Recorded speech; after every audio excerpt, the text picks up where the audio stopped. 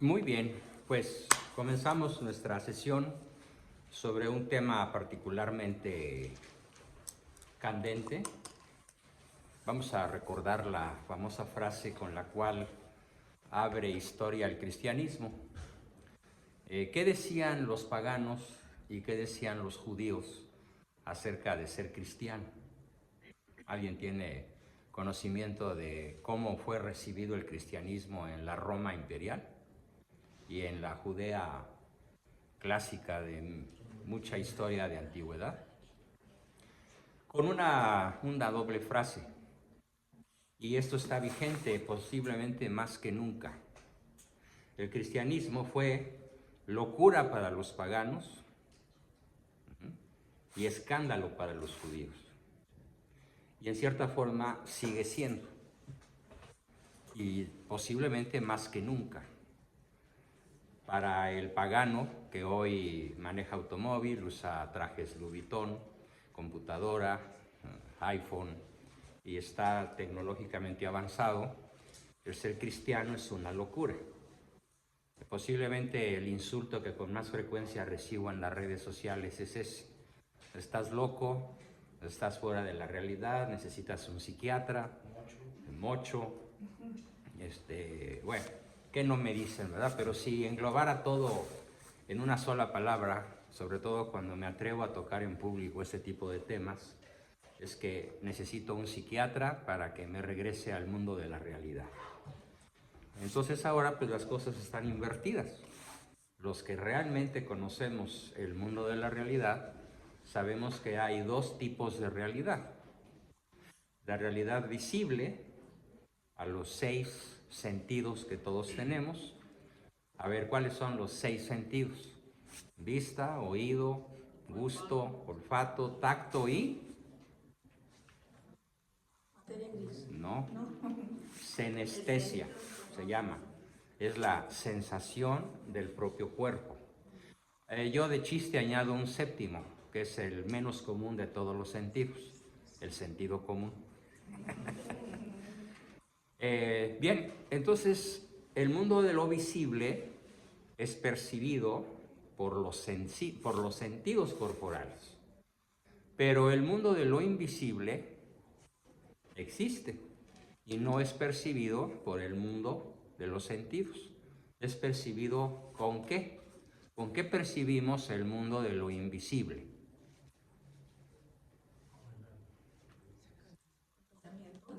Con la inteligencia, con la razón. Es la razón la que nos va a permitir tener acceso al mundo de lo invisible.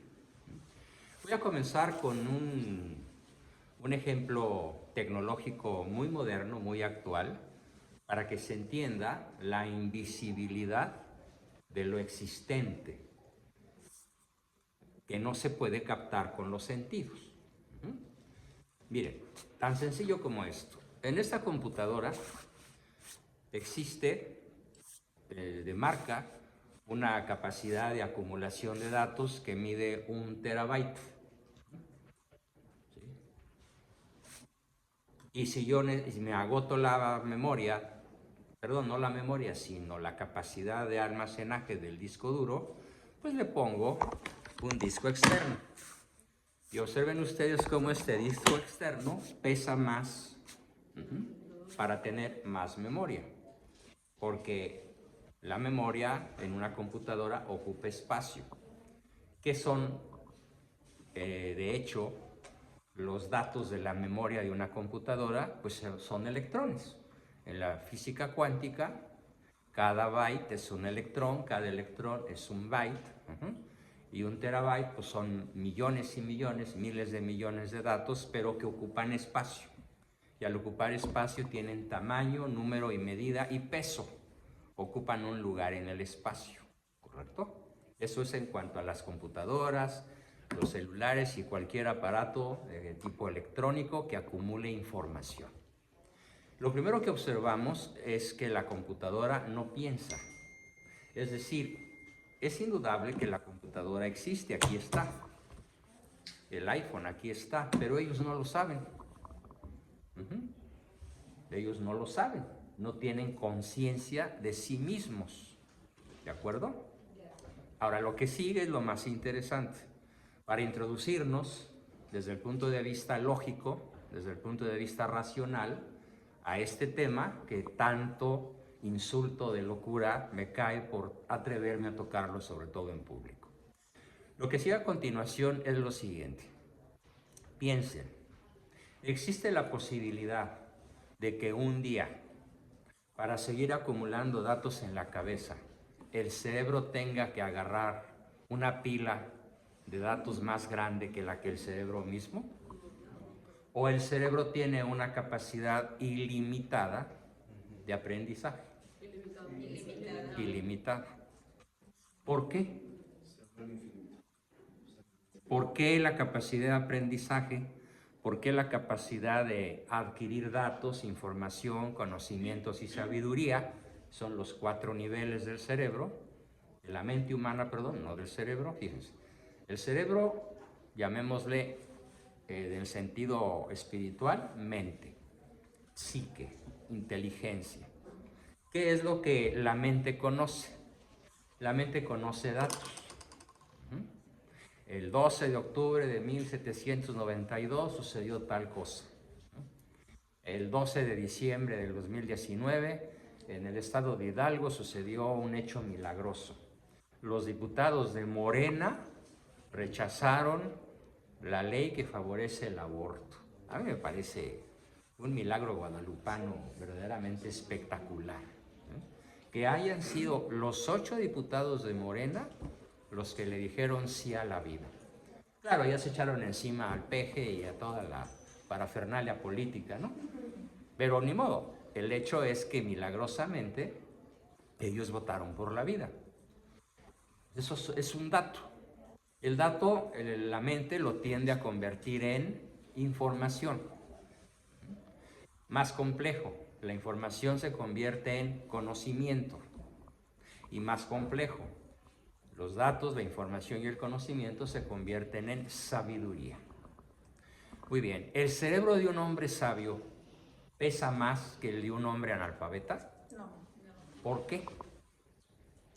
Es la segunda pregunta. Hace rato hice otra, que si el cerebro necesitaba crecer para acumular más información, más datos o más sabiduría o más conocimientos, y la respuesta fue no. Entonces, si el cerebro de un sabio no pesa más que el de un analfabeta, ¿qué deducimos acerca de el dato, el conocimiento, la información y la sabiduría? ¿Qué podemos deducir? ¿No? ¿Qué podemos deducir? Muy sencillo, apréndanselo por favor. Que los datos, la información, el conocimiento y la sabiduría no son materia. Por lo tanto, no ocupan espacio. Y al no ocupar espacio, no tienen peso, no tienen tamaño. Pero ¿quién duda de que existe el conocimiento? ¿Quién duda de que yo existo? Cada quien piensa en sí mismo. Yo soy, yo existo, yo pienso. Yo sé que existo. La computadora existe, pero ella no lo sabe y no lo puede decir. Si le metemos inteligencia artificial, aparentemente la computadora va a decir yo existo, pero eso fue porque un hombre, un ser humano, la programó para decirlo, pero no por el hecho de que la computadora de pronto se vuelva un ser racional. Siempre será un ser material. Y los datos y la información, solamente la computadora nada más tiene datos e información, pero la computadora no tiene conocimientos, y mucho menos sabiduría, porque el conocimiento y la sabiduría son ¿qué? Inmateriales. No tienen peso, no tienen tamaño, no tienen número, no tienen medida, no ocupan espacio en la mente, no ocupan espacio en el cerebro, porque son no materia. Con esta analogía los quiero introducir entonces a todos a algo que en el mundo hispanoamericano y también en otras partes de la Tierra, pero sobre todo en el mundo hispanoamericano, como lo dije en la sesión pasada, en ese continente al que los grandes historiadores como Vasconcelos llaman Cristianoamérica, desde el año 1767, ya llovió, con un hecho verdaderamente triste, que fue la expulsión de los jesuitas por órdenes del masón Carlos III, rey de España, también masón, por intrigas masónicas de la época. Se procuró y se logró expulsar de todos los dominios de España, las veintitantas naciones latinoamericanas, más Filipinas, etcétera. Se logró, de España misma, se logró expulsar la única orden educadora que tenía bajo su responsabilidad centenares de colegios para niños y niñas pequeños, primaria, secundaria, preparatoria, universidad y posgrados. Los dirigía la orden jesuita en ese año. Y para dejar desde entonces a América Latina sometida al pensamiento que vamos a llamar pensamiento positivista o pensamiento materialista, fue para lo cual, por orden real masónica, se expulsó a nuestros educadores y se obtuvo un atraso de más de 2 siglos en comparación a las naciones que no sufrieron esa maldición de la expulsión de sus educadores. Y desde entonces, y ahora me voy a referir particularmente al mexicano típico, el mexicano fue sumergido poco a poco y cada vez más fuertemente a partir de 1928, con el famoso Pacto de los Generales, encabezado por Plutarco Elías Calles, en un sistema materialista positivista. ¿Qué nos enseña el positivismo? Bueno, muchos creen que nos enseña a ser positivos, a tener una mente optimista. No, eso no es cierto. El positivismo es el nombre correcto de una escuela de pensamiento filosófico que enseña que solamente lo material existe. Solamente existe lo que podemos ver, oler, tocar, degustar y sentir y escuchar. Todo lo demás no existe. Con este planteamiento, ¿qué es entonces lo que se niega de golpe y porrazo al 96% de los niños, jóvenes, adolescentes y aún adultos que viven en América Latina y particularmente en México? ¿Qué se les niega desde la más tierna niñez? La existencia de Dios. La existencia de Dios. ¿Qué más se les niega?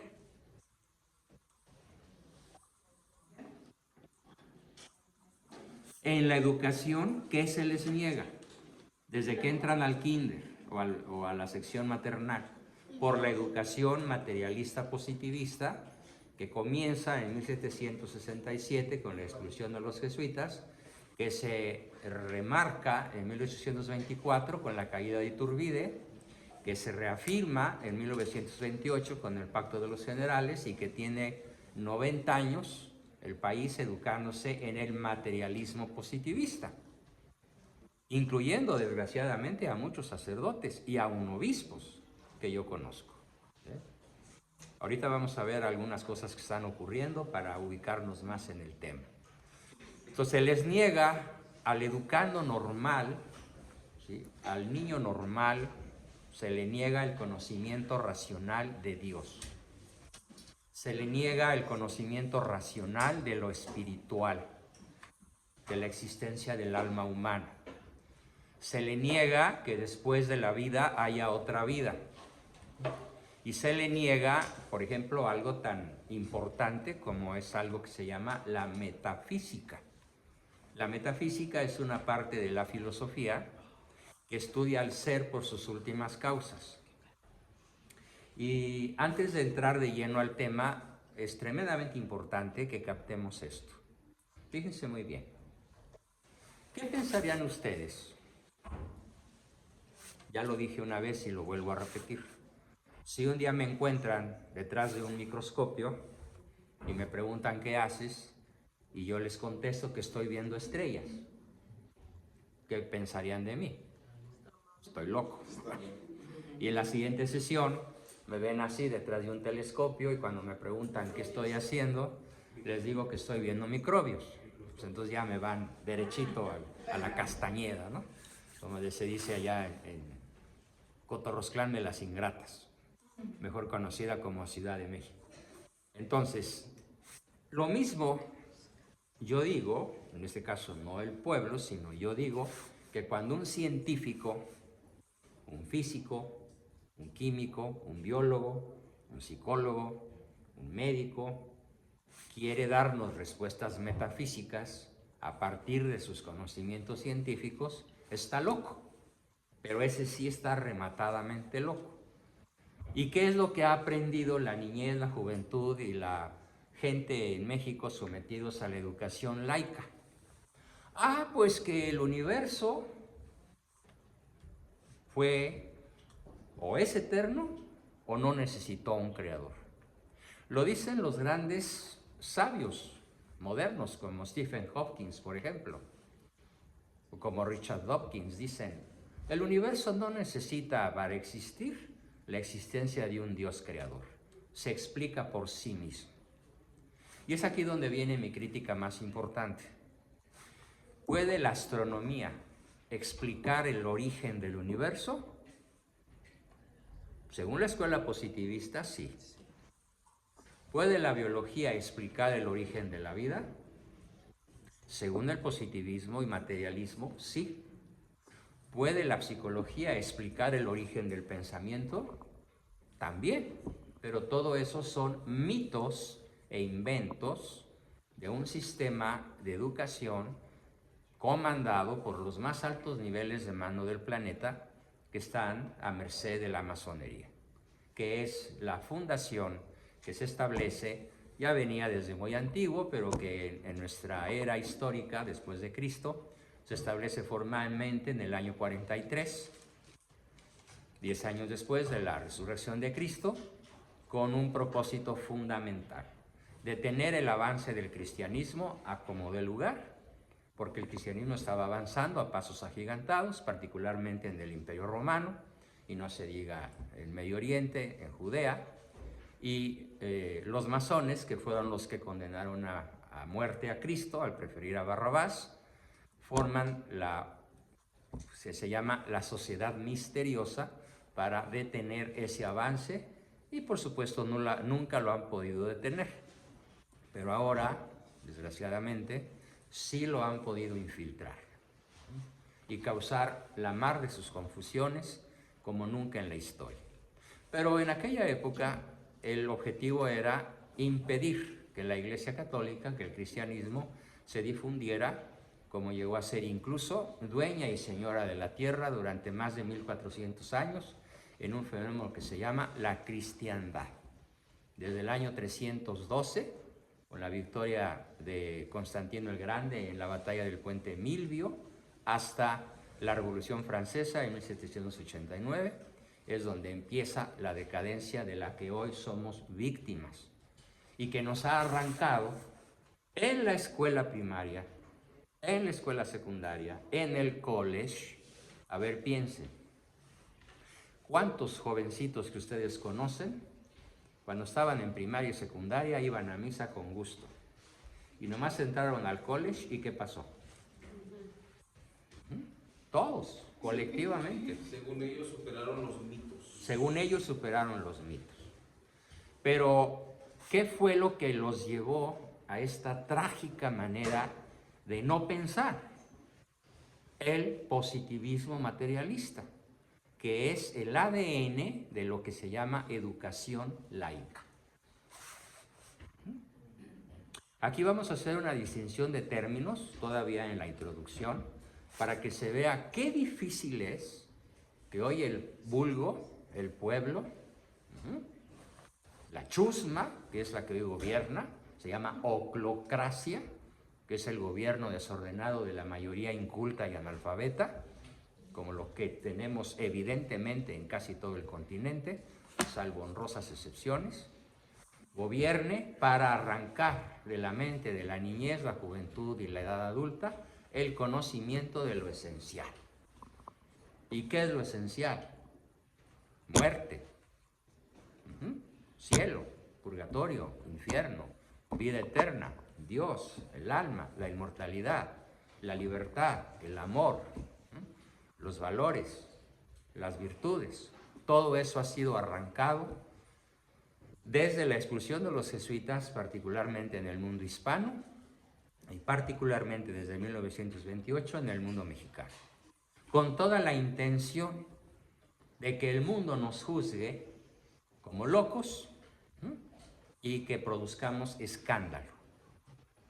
Bien, entonces desde este punto de vista es muy escandaloso el tema que voy a presentar, y para lo cual necesitamos hacer un pequeño repaso rápidamente, no es el tema central de la sesión, de algo que ya planteé semanas atrás, que es el famoso tema de somos inmortales. A ver, ¿quién no estuvo en mi sesión donde expliqué lo que es la inmortalidad del alma? ¿Quién no estuvo? Levanten las manos bien. La mitad del grupo. Bueno, vale la pena hacer un repaso de unos minutos para que no los agarre yo desprevenidos, ¿sí? Por cierto, déjenme decirles entonces que en el libro engargolado que está ahí atrás está el libro de Somos Inmortales. Si alguien ya lo tiene en sus manos, enséñelo por favor, para que los que no lo han adquirido, todavía hay suficientes para que lo adquieran. En la portada está el tema de hoy, que es Purgatorio, Cielo, Infierno. Pero en la segunda parte está el libro completo de Somos Inmortales. ¿Y por qué es tan importante entender que somos inmortales? Si no entendemos que somos inmortales, pues no vamos a entender ni purgatorio, ni cielo, ni infierno.